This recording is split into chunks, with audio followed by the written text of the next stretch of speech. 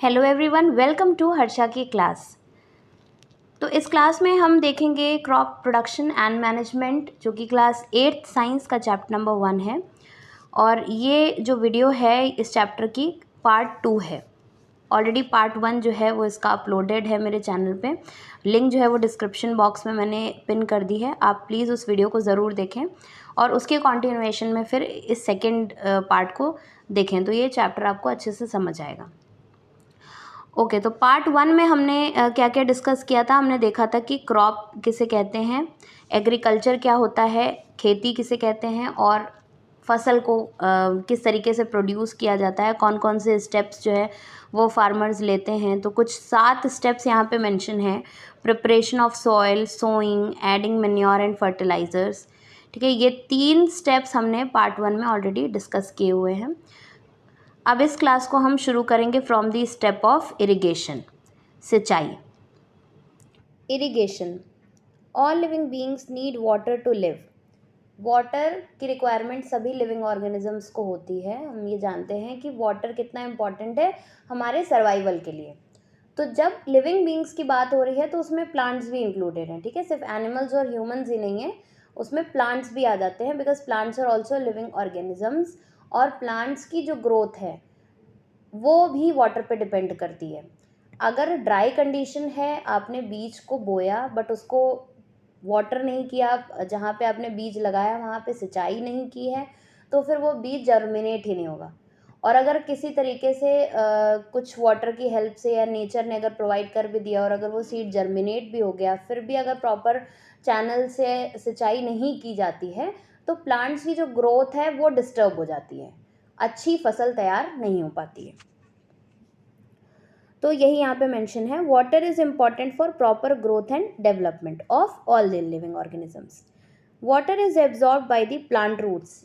क्या यूज होता है वाटर का प्लांट के लिए? तो प्लांट क्या करता है, सॉइल, मिट्टी में से वाटर को एब्जॉर्ब करता है। किसके थ्रू? रूट्स के through.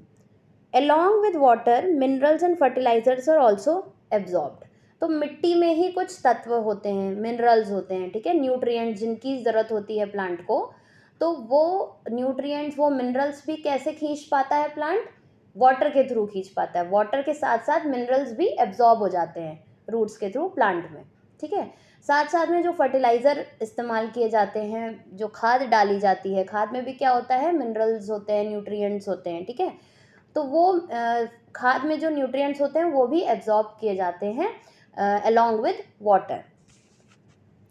Water is essential because germination of seed does not take place under dry condition। तो अगर सूखा है, आप मिट्टी में आपने बीज बोया बट मिट्टी सूखी हुई है, उसमें पानी नहीं दिया जा रहा है, तो सीड जर्मिनेट ही नहीं होगी, मीन्स उसमें पौधा जो है वो नहीं बन पाएगा। Nutrients dissolve in water are transported to each part of the plant. अब ये जो न्यूट्रिएंट मिट्टी में अवेलेबल होते हैं और जब जड़ पानी खींचती है मिट्टी में से, तो उसी के साथ साथ न्यूट्रिएंट्स भी हर एक पार्ट पे, प्लांट का जो हर एक पार्ट होता है वहाँ तक पहुँच जाता है। Water also protect the crop from both Frost and hot air currents. मतलब अगर बहुत ठंड का मौसम है या बहुत गर्म हवाएं चल रही हैं, तो ये सारे एक्सेसिव गर्मी, एक्सेसिव ठंड से भी वाटर प्लांट को प्रोटेक्ट करता है। To maintain the moisture of the soil for healthy crop growth, fields have to be watered regularly. तो वाटर मेंटेन रहे, सॉइल में मॉइस्चर हमेशा बना रहे, इसके लिए हमेशा रेगुलरली वाटर करना बहुत ज़रूरी है। सिंचाई जो होती है खेतों में, वो एक समय समय पर अच्छे इंटरवल पे होना बहुत ज़रूरी है। ऐसा नहीं है कि एक बार सिंचाई कर दी फिर उसको गैप मिल गया, फिर उसके बाद नेक्स्ट टाइम जब सिंचाई हो रही है तो उसके बीच में बहुत गैप हो गया। एक पैटर्न में सिंचाई होनी बहुत ज़रूरी है, रेगुलरली वाटर करना बहुत ज़रूरी है। तो इसी पैटर्न को, ये जो रेगुलर इंटरवल में जो पानी दिया जाता है खेतों में, इसी को क्या कहा जाता है? इरिगेशन। यहाँ पे डेफिनेशन मेंशन है, the supply of water to the crops at regular intervals is called irrigation. तो क्योंकि फील्ड में बहुत बड़े स्केल पे आपने पौधे लगाए हुए हैं, जो फसल है वो तैयार हो रही है, तो क्या होता है कि उसके लिए एक प्रॉपर सिस्टम होता है, पानी देने का एक प्रॉपर सिस्टम होता है और बहुत रेगुलरली, बहुत अच्छे रेगुलर इंटरवल पे सिंचाई की जाती है। The time and frequency of irrigation varies from crop to crop. Soil to soil and season to season. जो इरिगेशन है, सिंचाई जो करते हैं, तो वो डिपेंड करता है क्रॉप टू क्रॉप पे, मतलब किस तरीके की फसल है। अगर फसल, कई फसल ऐसी होती है जिसमें पानी की ज़्यादा रिक्वायरमेंट होती है, कुछ फसलों में पानी की रिक्वायरमेंट कम होती है। मिट्टी पे भी डिपेंड करता है किस तरीके की मिट्टी है। अगर बहुत पानी सोखने वाली मिट्टी है तो वहाँ पे ज़्यादा पानी की रिक्वायरमेंट होगी, ठीक है। सीज़न टू सीज़न पे भी डिपेंड करता है। गर्मी के सीज़न में ज़्यादा पानी की रिक्वायरमेंट होती है, जल्दी पानी इवेपोरेट हो जाता है, ठीक है। और अगर ठंड का मौसम है तो पानी की रिक्वायरमेंट कम हो जाती है। रेनी सीज़न है तो रेन हो रही है तो वहाँ पे भी फिर सिंचाई की आवश्यकता जो है वो कम हो जाती है। तो सोर्सेज ऑफ इरिगेशन क्या होता है, मतलब कहाँ से पानी लाया जाता है सिंचाई के लिए? फ्रॉम दी वेल्स, कुएँ, tube wells, ponds, lakes, river, dams and canals, ठीक है। कुएँ हो गए, तालाब हो गए, है ना, लेक्स हो गई, नदियाँ, डैम्स जो बने होते हैं, और कैनाल्स, नहरें होती हैं, ठीक है। तो इनके थ्रू पानी लाया जाता है फॉर इरिगेशन। अब कुछ ट्रेडिशनल मेथड्स जो बहुत पहले यूज़ किए जाते थे सिंचाई के लिए, तो वाटर जो है वो अवेलेबल होता था वेल्स में, लेक्स में, कैनाल्स में। अगर कुओं में है ना, नहरों में पानी अवेलेबल है तो उसको लिफ्ट किया जाता था, मतलब उन वहाँ से पानी को खेतों तक पहुँचाने का प्रोसेस होता था। तो ट्रेडिशनल मेथड था, बहुत कॉस्ट इफेक्टिव कहेंगे, मतलब अगर चीप मेथड्स हैं, मतलब सस्ते मेथड्स हुआ करते थे उस वक्त। तो वहाँ पे लेबर और टाइम बहुत ज़्यादा लगता था। लेबर मतलब वहाँ पे मैन भी इन्वॉल्व है और कैटल्स भी इन्वॉल्व हैं, है ना, एनिमल्स का भी यूज़ हो रहा है, और साथ साथ कंज्यूमिंग वो मेथड्स हुआ करते थे। तो जैसे कि कुछ मेथड्स हैं यहाँ पे, मोट या फिर पुली सिस्टम। ये देखिए यहाँ पे ये मोट का डायग्राम है। यहाँ पे ये वेल है और वेल में क्या है, ऐसे पुली लगा के, और ये इसको, इस पूरे सिस्टम को कहा जा रहा है मोट। तो एक मैन आपको यहाँ पे दिख रहा है, ये मैन क्या कर रहा है, वेल में से पानी को खींच खींच के और वापस खेतों में ऐसे डाल रहा है। तो इस यहाँ आपको दिख रहा होगा कि बहुत बड़ा चैनल नहीं है, बहुत बड़ा सिस्टम नहीं है, चीप मेथड है, सस्ता सा मेथड है। बट यहाँ पे ह्यूमन का लेबर कितना इन्वॉल्व है, एक बंदा है जो लगातार इस तरीके का काम कर रहा है, पानी डाल रहा है। बहुत बड़े फील्ड में बहुत ज़्यादा पानी की रिक्वायरमेंट हो जाती है, तो टाइम भी जा रहा है और ह्यूमन लेबर भी इन्वॉल्व है। दूसरा जो सिस्टम है वो चेन पंप है। तो चेन पंप में आप यहाँ पे देखिए, इस तरीके का एक व्हील है और व्हील में चेन लगी हुई है और उसमें ये बकेट यहाँ पे अटैच है। तो ये जब ऐसे मूव करता है, व्हील सर्कुलर मोशन में जब चलता है, तो ये बकेट एक बार नीचे जाती है सोर्स जहाँ पे पानी अवेलेबल है, और वहाँ से पानी लिफ्ट करते हुए दोबारा जब आती है तो ये पानी ऐसे गिर जाता है, पानी से वो खेतों तक पहुँच जाता है। ढेकली, ठीक है, ढेकली एक सिस्टम है जहाँ पे ये दिख रहा होगा आपको कि यहाँ पे एक लॉग है वुड का, ये डंडा है, और ये ऐसे वी शेप का एक ट्री है, उसमें ट्री का एक पार्ट है, उसमें इसको डंडे को फंसाया गया है। एक साइड पे इसके बकेट है और एक एंड पे ये देखिए बकेट लटकी हुई है कुएं के अंदर जाने के लिए, और एक साइड पे स्टोन लगा हुआ है। तो स्टोन के वेट से ये वापस लॉग ऐसे आ जाता है, तो बकेट में पानी लिफ्ट होके ऊपर आ जाता है, ठीक है। और एक यहाँ पे मैन है, यहाँ पे ये क्या कर रहा है, बकेट का पानी ले लेके खेतों में डाल रहा है। तो यहाँ पे भी अगेन ह्यूमन लेबर इन्वॉल्व है, बहुत ही टाइम कंज्यूमिंग प्रोसेस है। नेक्स्ट इज राहत और लिवर सिस्टम। लिवर है, ये लॉग ऑफ वुड है और यहाँ पे लिवर लगा हुआ है, और ये जो ऑक्स है ये ऐसे सर्कुलर मोशन में मूव करता है। तो जब ये मूव करेगा तो यहाँ पे ये व्हील जो लगा हुआ है, इस व्हील में कई सारे बकेट्स देखे अटैच हैं। तो जैसे जैसे ये ऑक्स मूव करेगा वैसे वैसे ये व्हील भी सर्कुलर मोशन में मूव करेगा, और जहाँ सोर्स है, मीन्स अगर ये किसी नहर के ऊपर ये फिट किया गया है, तो वहाँ से इन बकेट्स में पानी, जब ये जैसे बकेट्स नीचे की तरफ जाएंगी तो पानी उठेगा, पानी बकेट्स में फिल हो जाएगा, वापस ये जब बकेट्स ऊपर की तरफ आएंगे तो पानी गिरा दिया जाएगा। तो इस तरीके से भी खेतों में पानी पहुँचाया जाता था। तो pumps are commonly used for lifting water. Pumps का यूज़ किया जाता था। Diesel, biogas, electricity and solar energy is use to run these pumps. तो ये कुछ पम्प्स भी यूज़ किए जाते थे जिनको चलाने के लिए डीजल और बायोगैस, बिजली, सोलर एनर्जी, सूर्य से जो एनर्जी मिलती है उसका यूज़ करके इन पम्प्स को चलाया जाता था। Now modern methods of irrigation. आज की डेट में कौन से मेथड्स यूज़ होते हैं सिंचाई के लिए? Modern methods of irrigation help us to use water economically. तो एक तो मॉडर्न मेथड में थोड़े से वो एक्सपेंसिव होते हैं, वहाँ पे पूरा सिस्टम होता है, बट वो वाटर को बहुत एफिशिएंटली वहाँ पे यूज़ करा जाता है। इनमें क्या होता है कि वाटर की वेस्टेज कम हो जाती है। इस तरीके के सिस्टम में वाटर की वेस्टेज कम हो जाएगी, जितनी रिक्वायरमेंट है खेत के अंदर उतना ही वाटर खेतों में पहुँचाया जाता है। तो सबसे पहले जो मेथड यहाँ पे मेंशन है वो है स्प्रिंकलर सिस्टम। इमेज में आपको ये देखिए, यहाँ पे एक वेल है, वेल के ऊपर ये पंप का सिस्टम अटैच है, ये वेल है। तो यहाँ से पंप के थ्रू, अब यहाँ पे वेल भी हो सकता है, टैंक भी हो सकती है, यहाँ पे वाटर इकट्ठा है, पंप से ये वाटर लिफ्ट किया जाता है, ठीक है, और इस पाइप में आता है। पाइप में जो मेन पाइप है, ये पाइप ऐसे ऐसे कई सारे पाइप देख रहे हैं आपके खेत में, कई सारे ऐसे पाइप्स लगे हों, और इन पाइप्स में परपेंडिकुलर छोटी पाइप्स ऊपर ऐसे परपेंडिकुलर मीन्स ऐसे, जैसे ये मेन पाइप है और इसमें ये परपेंडिकुलर छोटी छोटी पाइप्स लगी हुई हैं सीधी बिल्कुल, ठीक है। और इन्हीं पाइप्स के ऊपर ये नोजल बना हुआ है जहाँ से पानी निकल रहा है, ठीक है। ये नोजल बना हुआ है, नोजल जो है रोटेटिंग है, मूव करता है ना, पूरे सर्कुलर मोशन में मूव कर रहा है, रोटेट कर रहा है।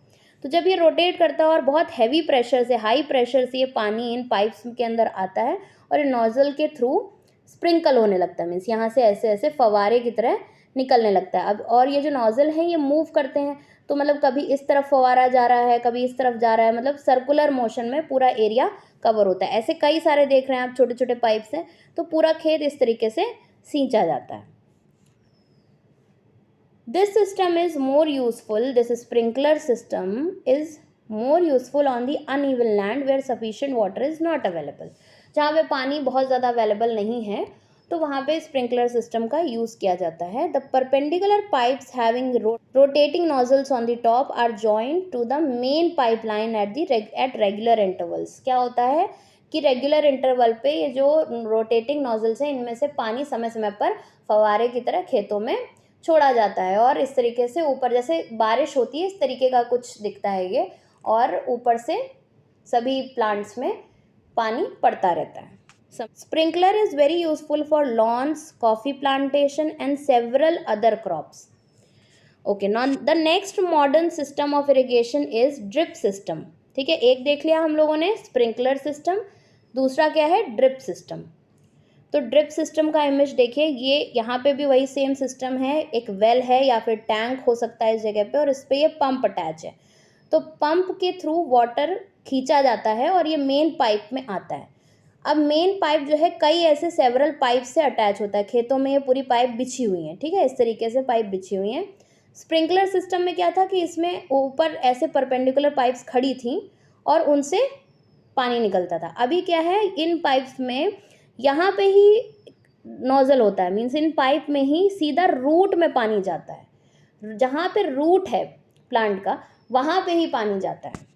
In this system the water falls drop by drop directly near the roots. एक एक बूंद करके रूट्स में पानी पहुँचाया जाता है।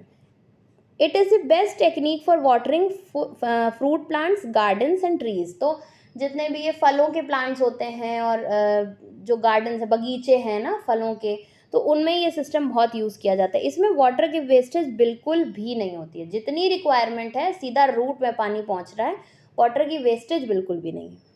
It is a boon in regions where availability of water is very poor.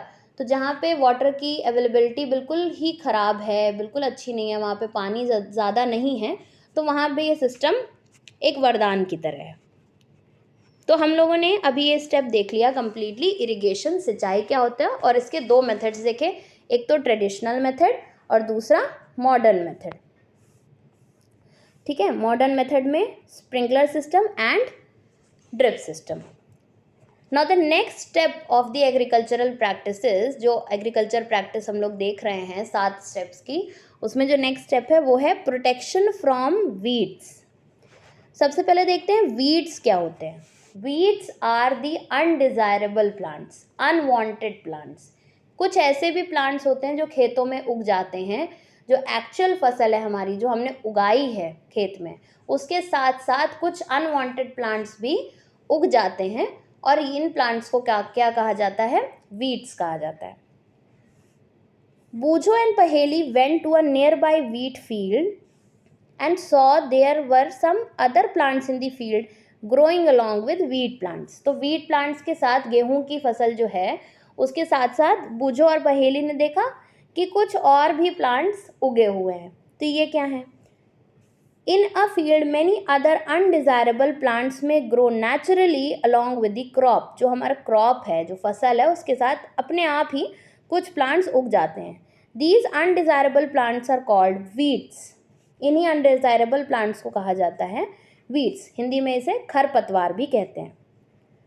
The removal of weeds is called weeding. अब इन्हीं weeds का removal मीन्स इनको हटाने का जो प्रोसेस होता है उसको क्या कह देते हैं? weeding कह देते हैं। Weeding is necessary since weeds compete with the crop plant for water, nutrients, space and light. अब क्या नुकसान होता है इन weeds से?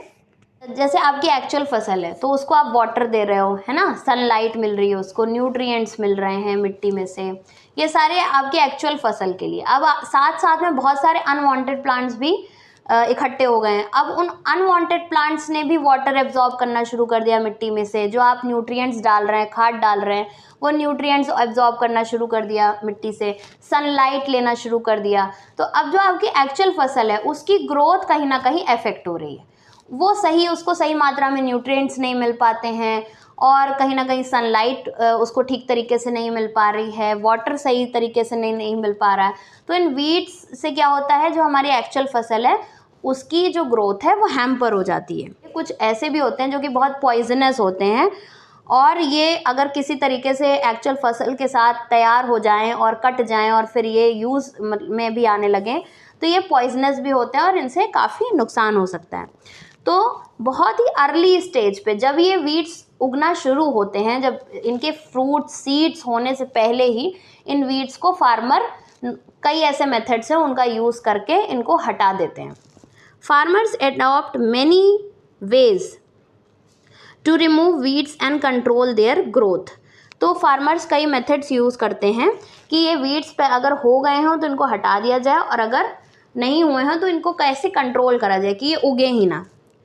Tilling before the sowing of the crop helps in uprooting and killing of the weeds. तो preparation of soil जो number 1 step था उसमें हम लोगों ने देखा था कि सबसे पहले मिट्टी को उलटना पलटना होता है।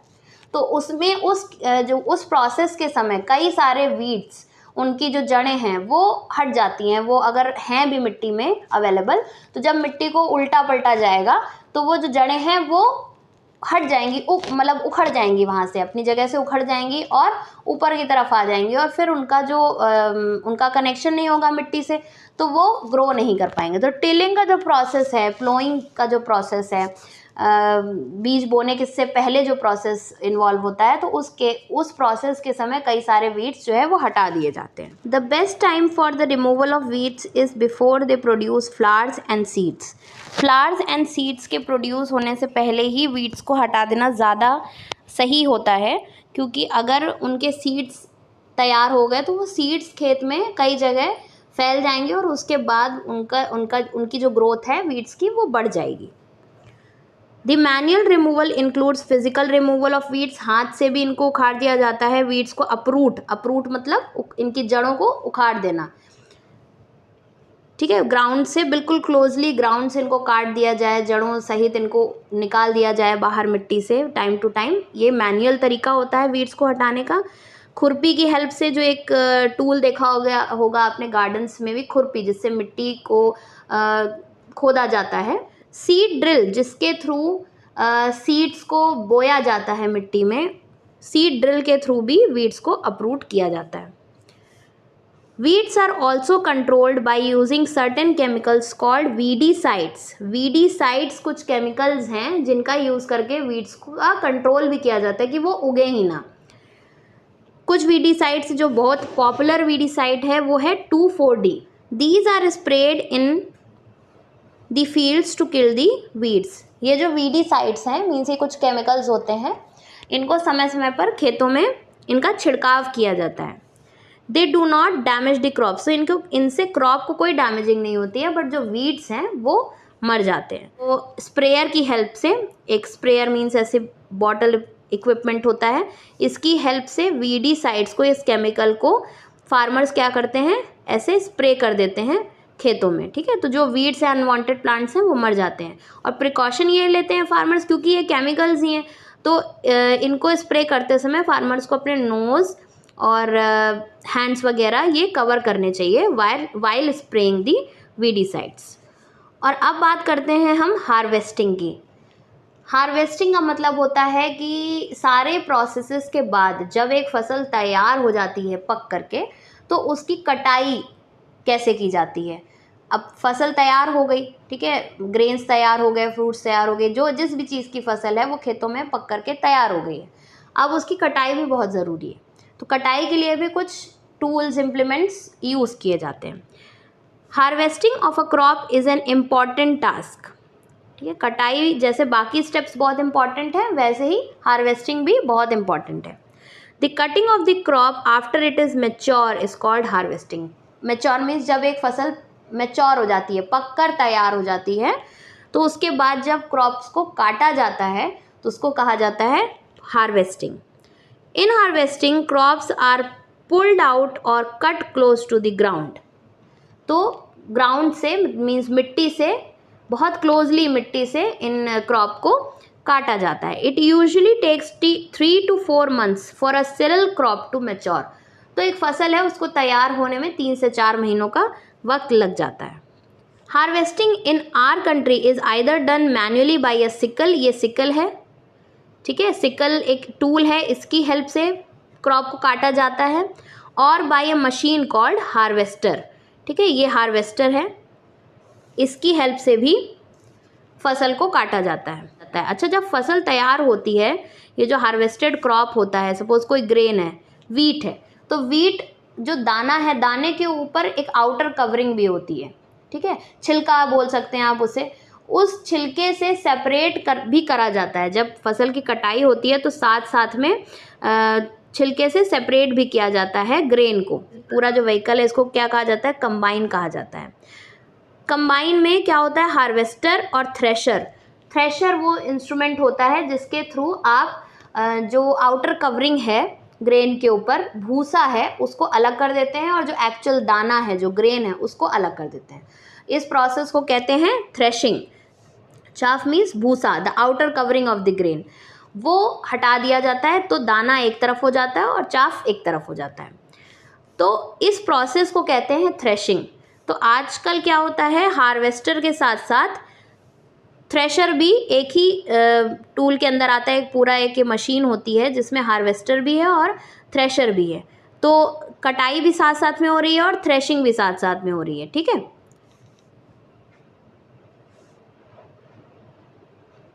Farmers with small holdings of land do the separation of grain and chaff by winnowing. Winnowing is a process, जिनके पास बहुत बड़ा फील्ड नहीं है, उनके पास छोटी क्वांटिटी में ग्रेन्स या किसी कोई भी फसल तैयार हुई है, तो वो सिंपल मेथड से विनोइंग के थ्रू भी थ्रेशिंग का प्रोसेस कर सकते हैं, जिसमें एक तरफ भूसा हो जाता है और एक तरफ जो एक्चुअल ग्रेन है वो अलग हो जाता है। तो ये वो विनोइंग मशीन है जिसका यूज़ करके भी थ्रेशिंग का प्रोसेस किया जाता है। क्योंकि जितना इम्पॉर्टेंट है फसल को तैयार करना, उसके बाद उतना ही इम्पॉर्टेंट है उसका रख रखाव करना।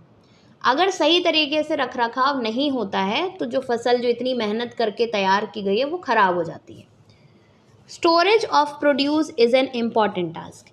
If the harvested grains are to be kept for a longer time, they should be safe from moisture, insects, rats and microorganisms.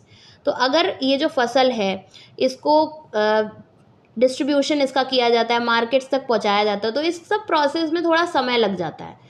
तो तब तक क्या करना होता है, इस फसल को स्टोर करके रखना होता है। जब स्टोर करने की बारी आती है तो मॉइस्चर से, अगर नमी रह गई है, कुछ नमी से उसमें क्या होता है, फंगस का लगना शुरू हो जाता है, कुछ कीड़े लगने शुरू हो जाते हैं, चूहे, माइक्रो ऑर्गेनिजम्स, ये सब क्या करते हैं, फसल को ख़राब कर देते हैं।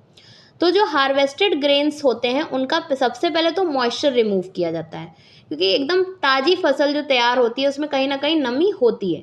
सबसे पहले तो फसल कटने के बाद उनको सुखाया जाता है, सन ड्राई किया जाता है, ठीक है, धूप में उनको सुखाया जाता है। तो उससे क्या होता है, सारी नमी हट जाती है, तो वहाँ पे फंगस, जब उसको स्टोर किया जाएगा उस फसल को, तो फंगस नहीं लगेगा। If freshly harvested grains are stored without drying, They may be spoilt or attacked by organisms, making them unfit for use and unfit for germination. तो अगर उसमें मॉइस्चर रह जाता है और वैसे ही स्टोर कर दिया जाता है तो माइक्रो ऑर्गेनिजम्स क्या करते हैं, उस फसल को ख़राब कर देते हैं, और अब वो खाने के लिए भी सही नहीं है और ना ही जर्मिनेशन मीन्स अगर उनका यूज़ करके दोबारा फसल तैयार करने की बात हो तो वो उसके लिए भी सही नहीं होते हैं. Hence, before storing them, the grains are properly dried in the sun to reduce the moisture in them. This prevents the attack of insects, pests, bacteria and fungi. पहेली यहाँ पे क्या कह रही है, I saw my mother putting some dried neem leaves in an iron drum containing wheat. तो घर में भी जो स्टोरेज किया जाता है ग्रेन्स का, आटा, गेहूँ, चावल, दालें, ये सब जो स्टोर करके रखी जाती हैं तो उसमें क्या करा जाता है, उसमें नीम की पत्तियाँ डाल दी जाती हैं, सूखी नीम की पत्तियाँ. तो नीम की पत्तियों से भी इंसेक्ट्स नहीं आते हैं, इंसेक्ट्स का अटैक नहीं हो पाता है ग्रेन्स में.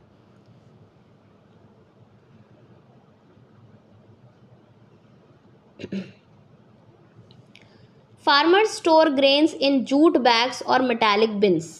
तो जूट बैग्स मीन्स जो जूट के बने हुए जो बोरे होते हैं, बैग्स होते हैं, उसमें भर भर के फार्मर्स क्या करते हैं, इनको रख देते हैं, या मेटालिक बिन्स मतलब किसी धातु के बने हुए बड़े बड़े से जो डब्बे होते हैं उनमें भर करके इनको रखा जाता है. बहुत लार्ज स्केल में अगर फसल तैयार हुई होती है तो उनको साइलोज इस तरीके के, देखिए सिलेंड्रिकल स्ट्रक्चर दिख रहे हैं, कंक्रीट के बने होते हैं, सीमेंटेड होते हैं, और इसमें ये पूरा ग्रेन्स भर के रखे जाते हैं. तो इनको क्या कहा जाता है, साइलोज. ठीक है. ग्रेनरी वो जगह होती है जहाँ पे इस तरीके से ग्रेन्स को बैग्स में भर भर के स्टोर किया जाता है. तो बहुत लार्ज स्केल में अगर फसल को स्टोर करना होता है, ग्रेन्स को स्टोर करना होता है तो साइलोज में करते हैं और ग्रेनरीज में करते हैं, जिससे कि उन पर रैट्स, इंसेक्ट्स और किसी भी तरीके के माइक्रो ऑर्गेनिजम्स का अटैक ना हो. Dried neem leaves are used for storing food grains at home. घरों में जब हम लोग ग्रेन्स वगैरह स्टोर करते हैं तो उसमें क्या करते हैं, नीम की जो पत्तियाँ होती हैं ड्राइड, उनको यूज़ कर लिया जाता है. उनको अगर आप डिब्बों में डाल के रखें तो ग्रेन्स ख़राब नहीं होते. और storing large quantities of grains in big godowns. लेकिन बहुत लार्ज क्वांटिटी में जब स्टोर किया जाता है ग्रेन्स को बड़े बड़े गोडाउन्स में, तो उनके फिर अलग केमिकल ट्रीटमेंट्स होते हैं. वहाँ पे फिर नीम की पत्तियों से काम नहीं चलता है, केमिकली फिर उनको स्टोर किया जाता है, कुछ ना कुछ केमिकल ट्रीटमेंट्स किए जाते हैं. तो ये बात हो गई पूरी की पूरी क्रॉप प्रोडक्शन की और उसके मैनेजमेंट की. अब बात करते हैं फूड फ्रॉम एनिमल्स. ठीक है, अभी तक हम लोग बात कर रहे थे फूड फ्रॉम प्लांट्स. तो फूड फ्रॉम एनिमल्स का क्या मतलब है कि जैसे कुछ जो फूड प्रोडक्ट्स हैं, फूड आइटम्स हैं, वो हमें एनिमल्स से भी मिलते हैं. एनिमल उनका सोर्स है. फॉर एग्जांपल मिल्क हमें किससे मिलता है, from cow, buffalo. Many people living in coastal areas consume fish as major part of their diet. तो समुद्री जो इलाके हैं वहाँ पे फिश मेजर डाइट का एक पार्ट होता है लोगों का. We have just seen that the process of crop production involves a number of steps like selection of seeds, sowing, etc. तो क्रॉप प्रोडक्शन का जो पूरा एक हम लोगों ने अभी पूरा प्रोसेस देखा कि उसमें बहुत सारे स्टेप्स एक फार्मर लेता है और तब जाके एक फसल तैयार होती है और इस तरीके से फिर हमें फूड क्रॉप मिलता है. Similarly, animals reared at home or in farms have to be provided with proper food, shelter and care. तो इसी तरीके से एनिमल से भी अगर हमें फूड प्रोडक्ट्स जो है एनिमल सोर्स से कुछ फूड आइटम्स मिलते हैं तो उसके लिए एनिमल्स को भी फार्म में अच्छे से उनकी देखभाल की जाती है, उनको खाना दिया जाता है, उनकी केयर की जाती है, उनको अच्छे से रखा जाता है. इस पूरे प्रोसेस को क्या कहते हैं, एनिमल हस्बेंड्री मीन्स पशुपालन. जैसे खेती के पूरे प्रोसेस को जो हमने देखा था वो उसको क्या कहा जाता है, एग्रीकल्चर. उसी तरीके से पशुपालन, एनिमल हस्बेंड्री के अंदर क्या होता है, एनिमल को अच्छे से रखना, उनकी देखभाल करना, जिससे कि वो हेल्दी रहेंगे तो हमें अच्छे फूड आइटम्स जो एनिमल सोर्स से हमें मिलते हैं वो मिल पाएंगे. तो चैप्टर का एक्सप्लेनेशन यहाँ पे फिनिश हो गया है. अगर कहीं कोई डाउट है तो कमेंट सेक्शन में ज़रूर बताइएगा, मैं वो डाउट सॉल्व करूँगी. वीडियो अच्छी लगी हो तो लाइक करिए और अपने फ्रेंड्स के साथ भी शेयर करिए.